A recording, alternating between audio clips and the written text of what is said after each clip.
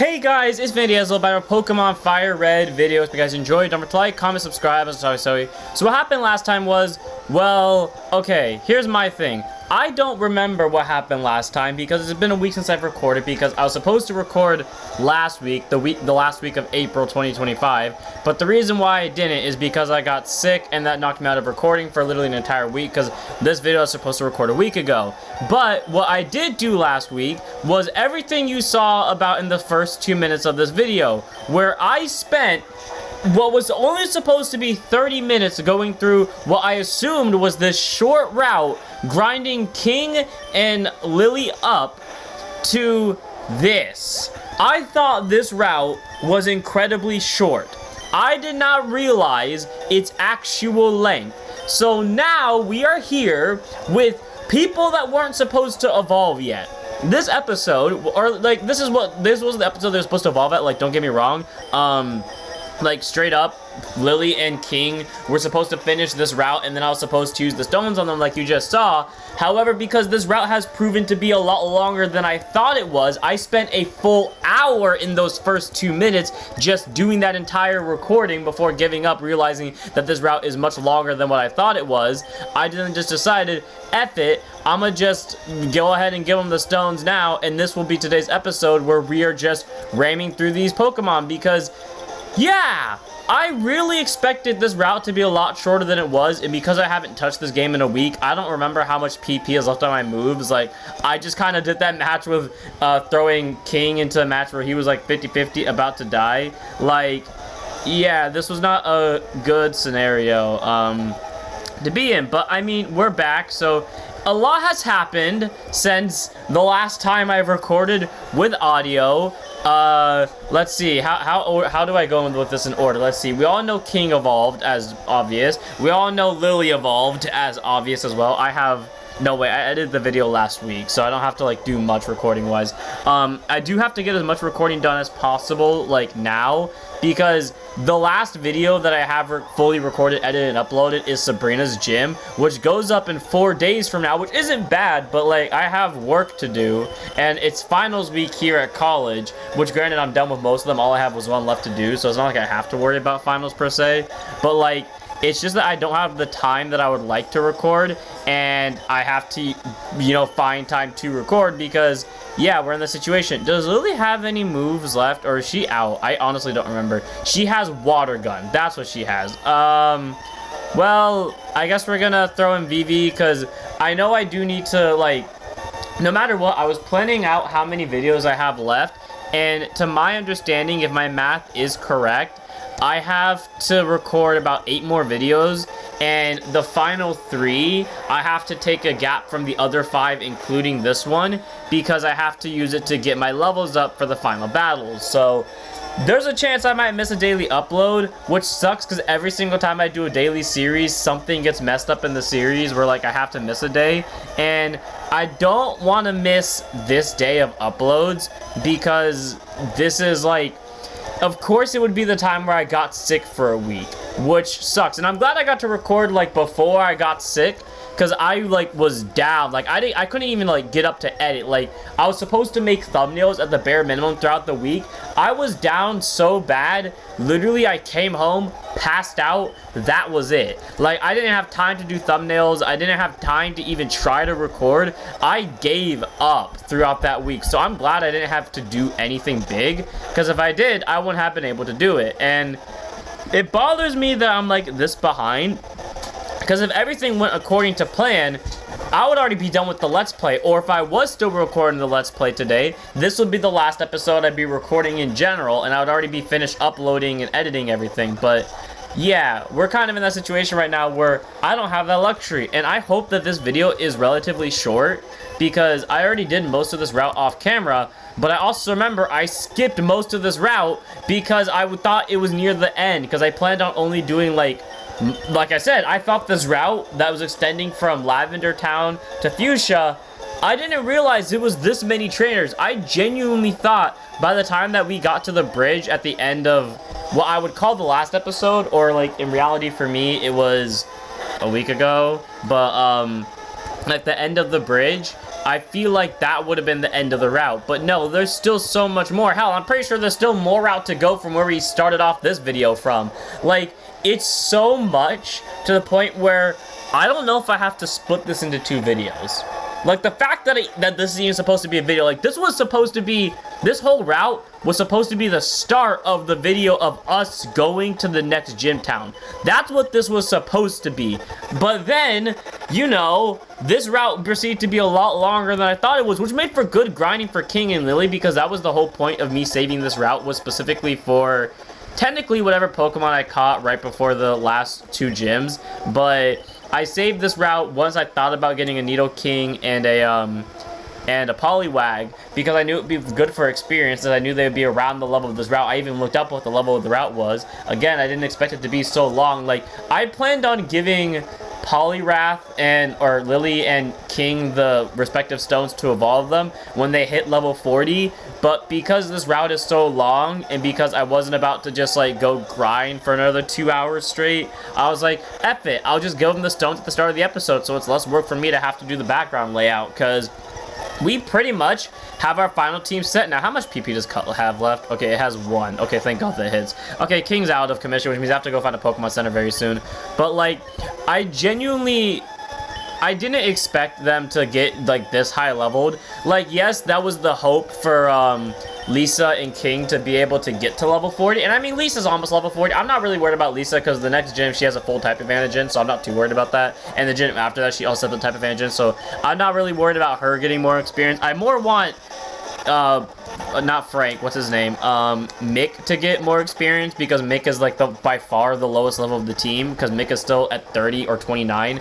But I'm also not too worried about Mick, because Mick is going to have a gym or type advantage at the very last gym, and also during one of the Elite Four, Mick is also going to have a type advantage, so I'm not too worried about Mick per se.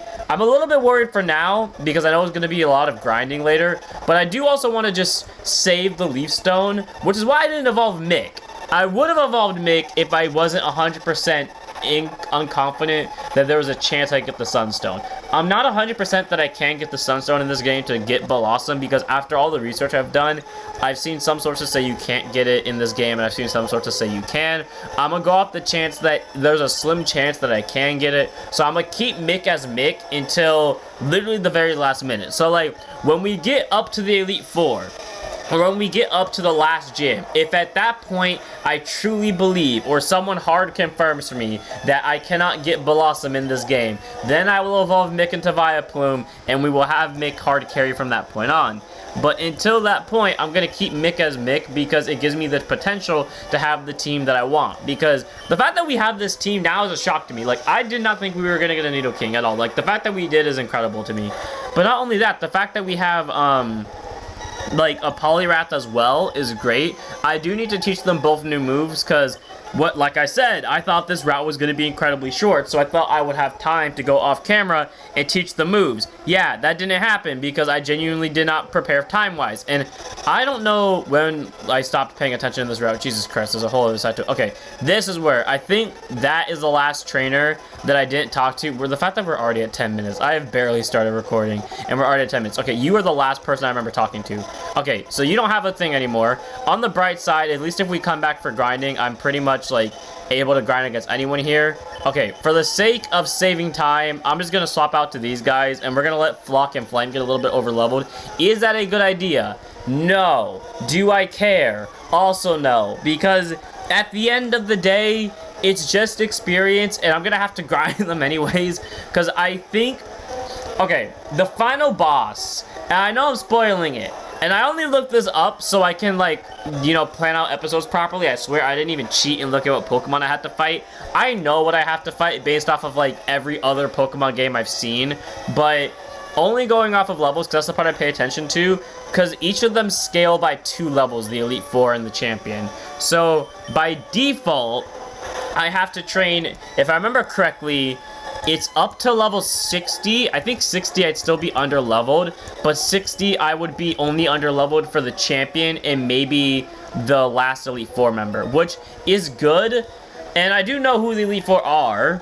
I am worried about one of them more than the others, And that's only because of one Pokemon I've chosen to bring to my team over another Pokemon that we currently have in the box. And if I really wanted to, I could swap out that team member and I wouldn't feel a little bit bad about it because, I mean, at the end of the day, it would make my job so much easier. But at the same time, I know in future games, the Pokemon that we have on our team now can learn the same move that the Pokemon that's in our box has that makes that Elite Four member so much easier. So if I can find a way to get a TM for that move, and that Pokemon just so happen can learn it in this game too, then I won't be worried because, I mean, then I still have the out to that Pokemon. But if I don't, then I don't, and if I do, well then I do. Fearow versus Pidgeot, this isn't going to be an easy battle because our Pidgeot's freaking 15 levels higher than the fucking Fearow, but whatever the hell. Like, I'm not too worried when it comes to levels. Like, our squad, at least until the second half of the Elite Four, is stacked. Like, I'm not worried, because, the next gym, yes, we only have one Pokemon with a type advantage, but we have a Pokemon that has a type resistance, and it is really strong already, and it can bypass their type resistances. And then, so we have a Pokemon that's strong against it, and then we have a Pokemon that resists the next gym. And then the gym after that, we have two Pokemon that are already really good against it. And I already said one of them is Mick, and Mick isn't even at full power yet. And then Pidgeot over here, kind of spoiler alert to what the gym is, Pidgeot resists that gym. So I'm not really worried about the gyms anymore, outside of, like, maybe they get a random crit snipe on me, but otherwise I'm fine. And then it's really only Elite Four, and it's only two. Okay, one of them I don't even remember. Actually, no, never mind. I do remember all of them. Okay, I'm not worried about one of them unless they randomly have a bunch of status moves. If they have status moves, then I'm a little bit annoyed at them because I know it'll just be a pain to deal with.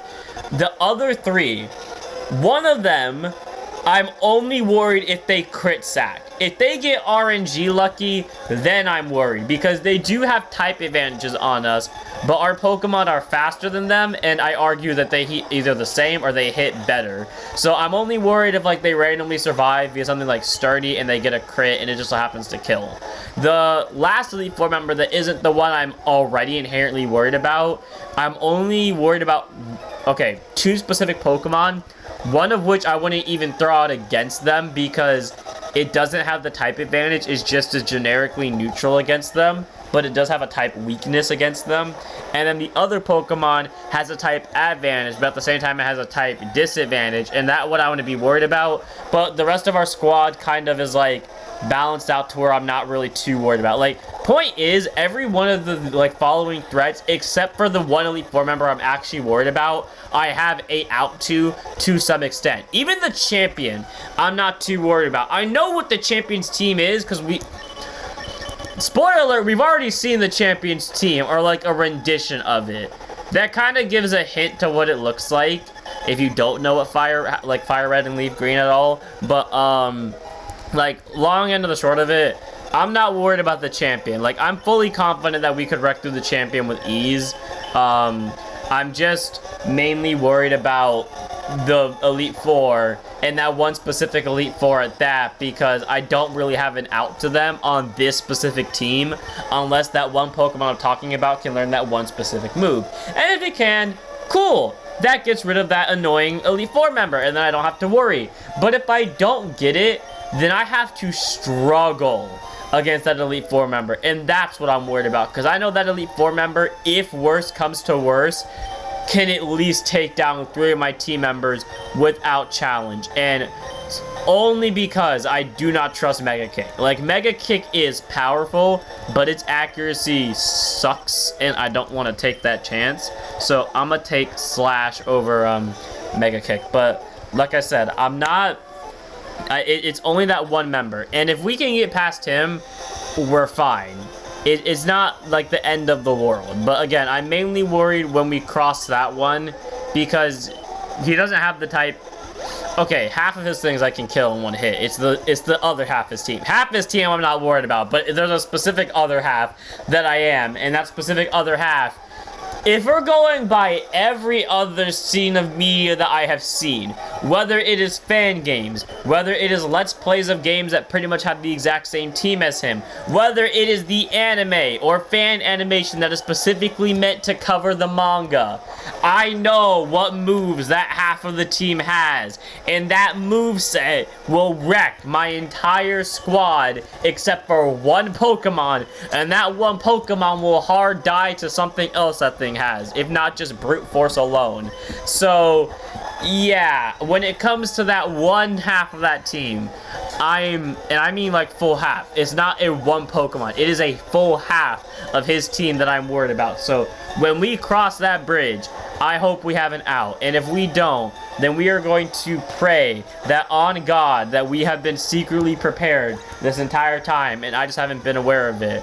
Which is why I'm hoping that level-wise, like, that's the one I want to be on level par with. As long as I'm on level par with him, I'm fine. I don't care about anything else, because that's the one I care about the most. But, outside of that, onto, like, stuff that has happened within the last week. Let's see. I got sick. I then proceeded to get prepped for graduation, which now actually happens a week from now officially, where I graduate from community college, which is fun. I have done... actually, nothing else of the sorts outside of like, yeah, because that sickness really did knock me out for a week. But I guess like generically, like going to like the other half of my channel, the Vanguard channel, or like the Vanguard half of the channel, not the Vanguard channel. But for the longest time, so for those of you that don't know, you can already, if you play Vanguard, you can already tell based off of my YouTube name alone. My favorite card is Incandescent Lion Blonde Ezel. I specify Blonde Ezel, not like the other Ezels. Not that I hate the other Ezels. I like Blonde Ezel specifically because when I first saw the anime, I didn't like click with Blaster Blade too well. And then when Aichi got Gold Paladins, I always loved that Gold Paladins were like Royals in the sense that they form a board. But it feels like they form a board more specifically, like Royals made allies and then they got stronger from the allies, specifically the Vanguard. But Golds, they formed allies specifically and constantly to where they can make a board from nothing and everyone gained power. And then more importantly, when Platinum Ezel came out, and I always thought Incandescent Lion Ezel was pretty cool that he could call from the deck and then he gains power off his allies.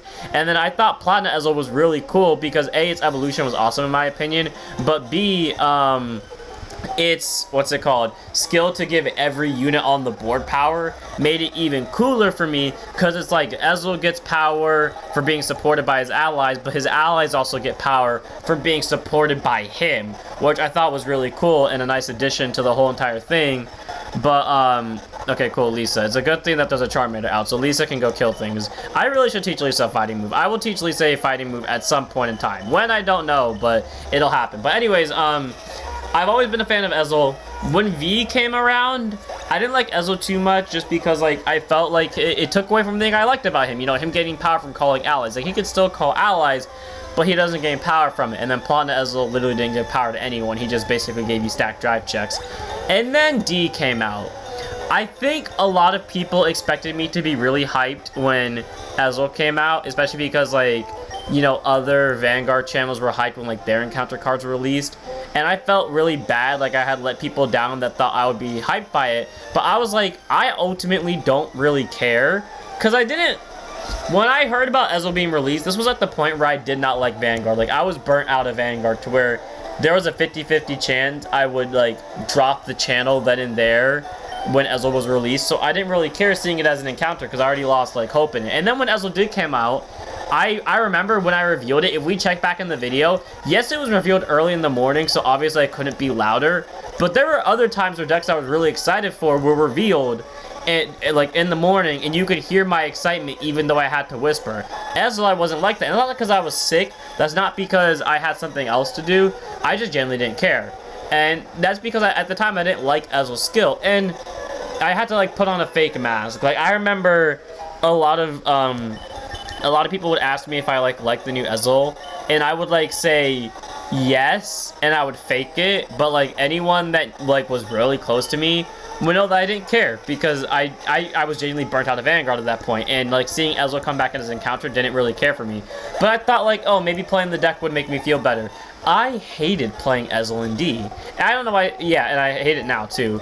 And I thought about for the longest time, like, why do I hate this Ezel so much? Like, I don't hate V Ezel that much. I don't like V Ezel because it took away the I always found the superior ride thing fun, like both with Criff and V Ezel, but I hated it here for some reason. And then I recently, last week when or not even last week when I was sick, actually this Monday, I had an epiphany where I realized why I hate the Ezel so much. And it's not because I hate Ezel.